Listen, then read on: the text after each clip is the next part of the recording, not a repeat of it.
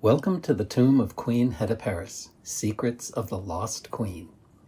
I'm Peter Manuelian, Barbara Bell Professor of Egyptology at Harvard University and Director of the Harvard Museum of the Ancient Near East.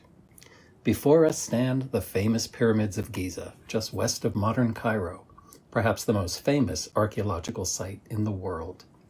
These massive structures served as burial sites where the Egyptians of almost 5,000 years ago buried their pharaohs for the journey into the afterlife.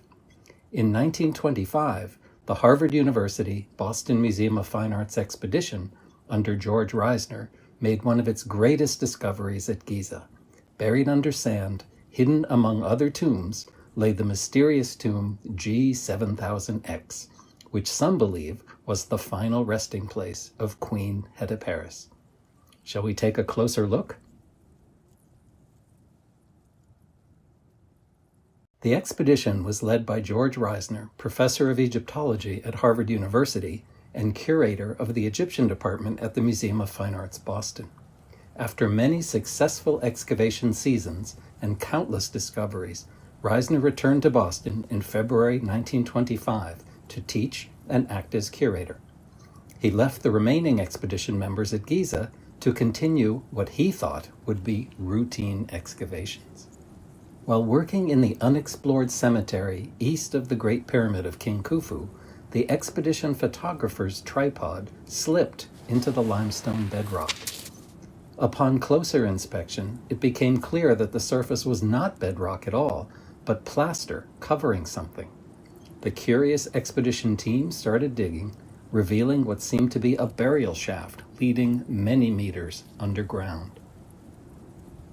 Let's help them by grabbing a tourea, a digging hoe that can be used to scoop the loose sand into a basket, which can then be carried over to a metal railway cart on tracks to be dumped far away from the site.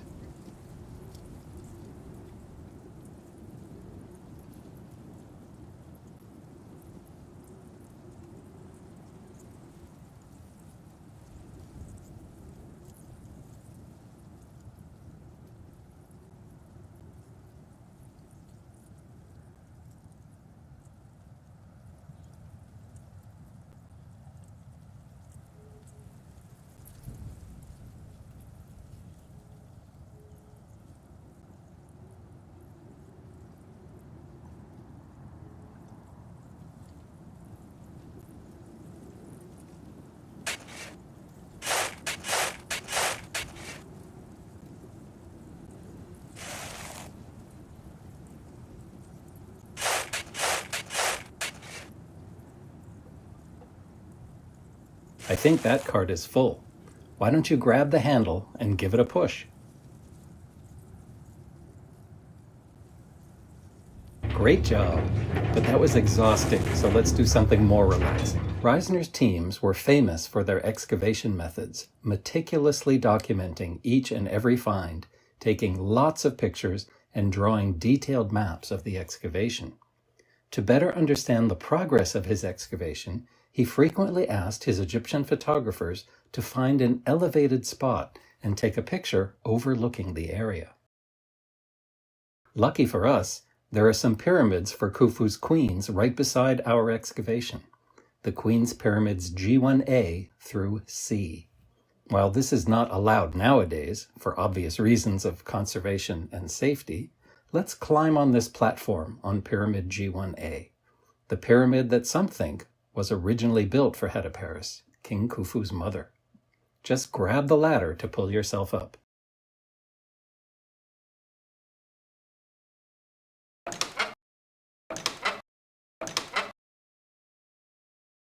Ah, very good. As you see, the photographer has left us his camera. Why don't you grab it and take a picture of the excavation? To take a picture, just push the trigger button with the hand you are holding the camera with.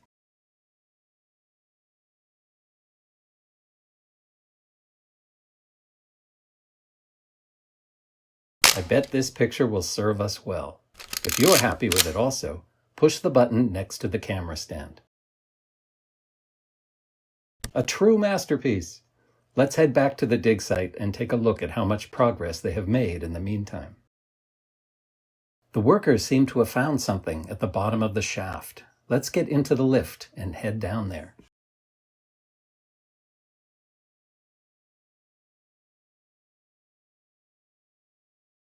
Before we start our descent, we need to tend to your safety. It might be the case you feel a bit unwell. If so, press the start button to your right again to skip the ride, or simply close your eyes. You'll know once you're at the bottom when the lift bell rings. Also, please put on the helmet to your left.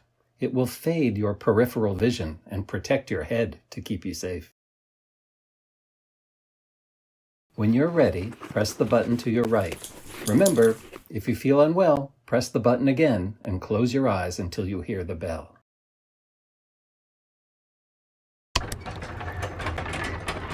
After clearing the shaft down a few meters, Reisner's men found a small niche to your right, with the skull of a horned ox and some other offerings.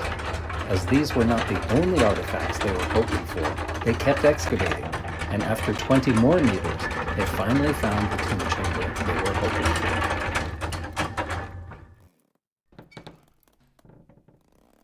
At the bottom of the over 27 meters deep shaft, there was an unfinished chamber filled with very deteriorated remains of furniture, jewelry, ceramics, stone vessels, and other precious items. But what was this find? It belonged to Queen Hetepheres, the wife of King Snefru, the first king of the 4th dynasty, and the mother of King Khufu, the builder of the Great Pyramid. Her furniture was here, her travertine, or alabaster, sarcophagus, a bed, chairs, room canopy, a curtain box, jewelry box, and her carrying chair.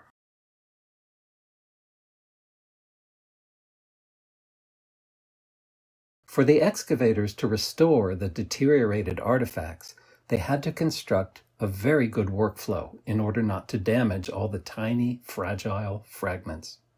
For more than a year, they lay on mattresses amidst the heat and the flies, and bit by bit, they lifted every piece of gilding, broken ceramic, stone, jewelry, and wood. To spare you having to lie down, we took a slice of the remains and put it in this box for you to excavate. Grab the brush and carefully brush the sand away to fully reveal the artifacts.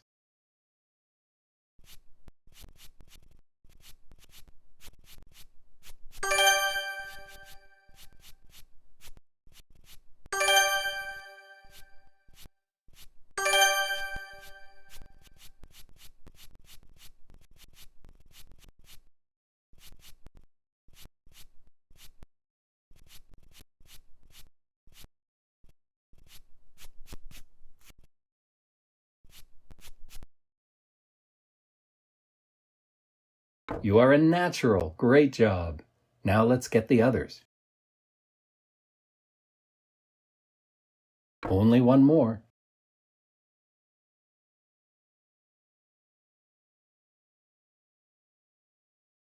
And that was the last one. Now that everything is safe, we can send the artifacts to Harvard Camp, the expedition dig house, to be stored and documented. On March 3, 1927, a party of important officials descended 30 meters underground. They prepared metal jacks, and in a special ceremony, they raised up the lid of the sarcophagus, ready to gaze on the mummy of Queen Hetepheres. Why don't you give us the honor? First turn the lever of the jack to lift the lid, and then slide the lid back.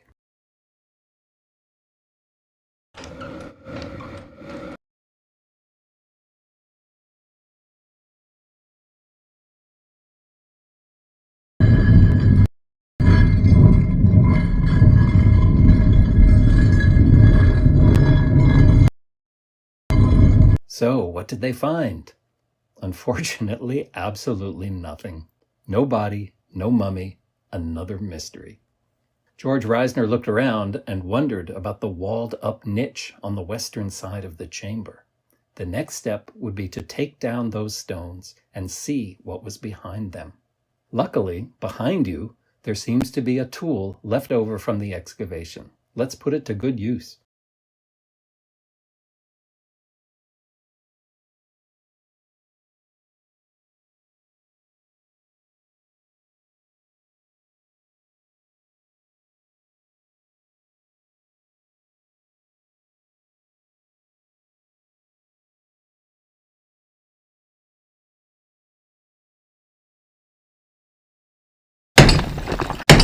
Reisner suspected removing the first few stones revealed a small compartment. All stones were removed. A small chest appeared, made from travertine or alabaster, just like the sarcophagus. Why don't you reach for it so we can have a look inside?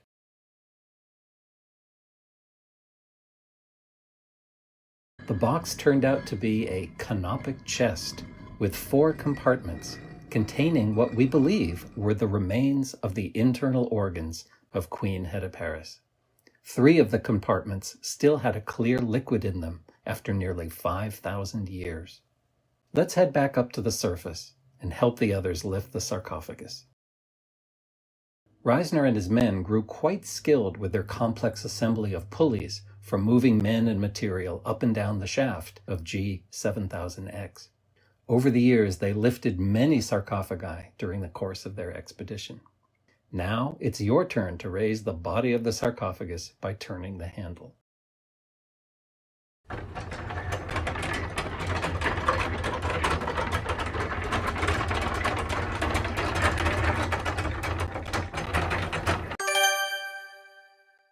It took many months and years for the researchers and conservators to complete their work, not just deciphering the fragmentary hieroglyphic inscriptions, but also to rebuild most of the furniture. Gazing on the beauty of the restored furniture, Reisner was hoping to find more answers to the questions raised by the finds. What happened to Hetepheres? Was G7000X a reburial? Was the queen moved here from somewhere else? Was she buried here? Was her burial meant to be in one of the queen's pyramids next to her son Khufu's Great Pyramid? Leaving these questions to be answered, the expedition season came to a close.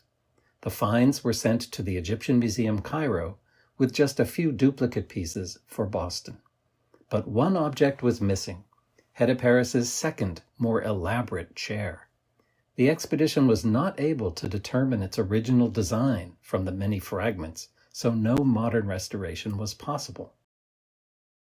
Almost 100 years later, the Giza project at Harvard University undertook an interesting experiment with the second, more elaborate chair.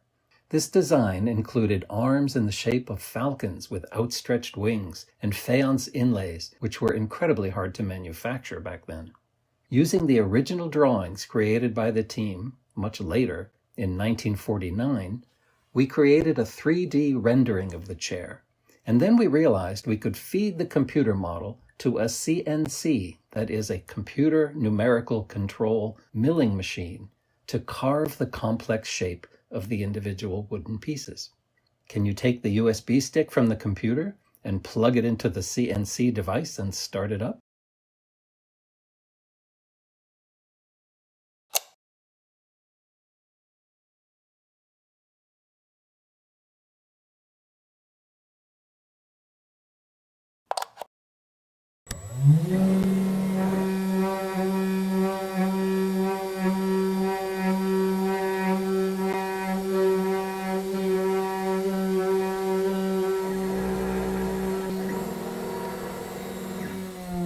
Eventually, the falcon and all other parts were milled, sanded, and primed, ready for gilding.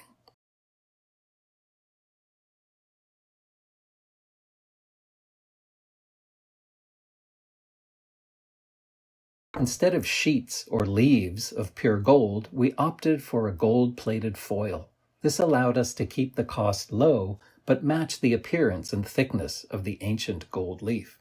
The rest of the process stayed pretty much the same throughout the centuries. To preserve the fragile pieces of gold leaf, they are picked up using a fine brush and are then carefully placed on the primed surface. Using a piece of stone, the applied gold was then burnished to bring out the shine and details.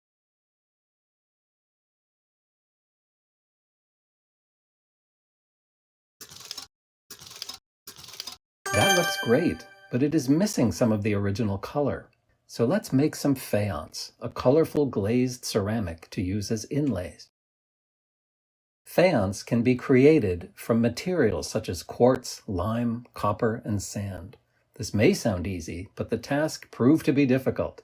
You see, small differences in the amounts of materials and different firing temperatures created vastly different colors, from greens to blues. Also, the ancient fragments suffered from discoloration over the centuries, so it was challenging to determine the original color of the faience. After weeks of research and experimentation, we settled on a bluish tone. You'll find the ingredients in front of you, ready to be mixed together.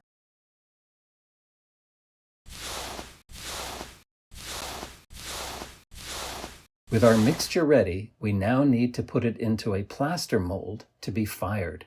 With our 3D model, we were able to create very accurate pieces, since sanding this very hard faience material would have been nearly impossible.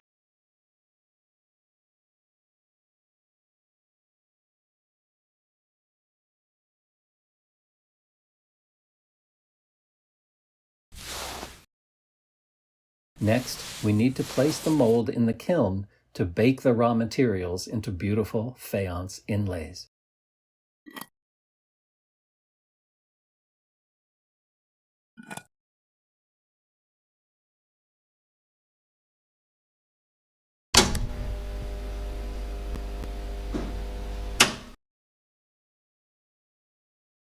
Now that the firing is complete and everything has cooled down, we can put the mold on our workbench and crack it to remove the faience pieces. Since the plaster is much softer than the faience, you can carefully break it off using a hammer, leaving only the cast faience. Perfect! Now it is time to put all the pieces together. As you can see, the chair is almost done, only our falcon is missing. What's left to do is setting the inlay into the gilded falcon and then attach it to the chair to complete the assembly.